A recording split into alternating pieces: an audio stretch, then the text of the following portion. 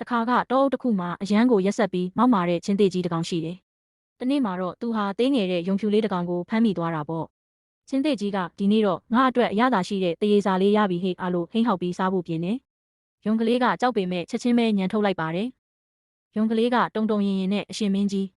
ကျွန်တော်ကိုမစားပါနဲ့အောင်။လမ်းမှာကျွန်တော်ထက်ပိုကြီးပြီးပိုတန်မာတဲ့ချင်းသေးတစ်ကောင်ကိုတွေ့ခဲ့ပါတယ်။သူကအရှင်မင်းကြီးထက်သူကပိုကြီးမြတ်တယ်လို့ပြောပြီးကျွန်တော်ကိုလူယူဖို့လုပ်နေတာပါလို့လိန်ပြောလိုက်တယ်။ချင်းသေးကြီးဟာသူ့ထက်သားတဲ့သူရှိတယ်ဆိုတာကြားတော့ဒေါသတကြီးနဲ့ဘယ်မှာလဲအဲ့ဒီကောင်ငါကိုအခုချက်ချင်းခေါ်သွားစမ်းလို့အမိန်ပေးလိုက်ပါတယ်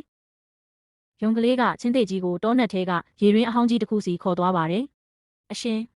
အဲ့ဒီချင်းသေးကဒီရေရင်းထဲမှာပုန်းနေတာပါလို့ပြလိုက်တယ်။ချင်းသေးကြီးကရေရင်းထဲကိုငုံကြည့်လိုက်တဲ့အခါရေပြင်ပေါ်မှာသူ့ရဲ့ပုံရိပ် reflection ကိုမြင်လိုက်ရတာပေါ့။သူကတခြားချင်းသေးအစ်စ်ထင်ပြီးဒေါသတကြီးနဲ့ဟိန်းဟောက်လိုက်တော့ရေရင်းထဲကလည်းပဲ့တင်တန်ပြန်ထွက်လာပါတယ်။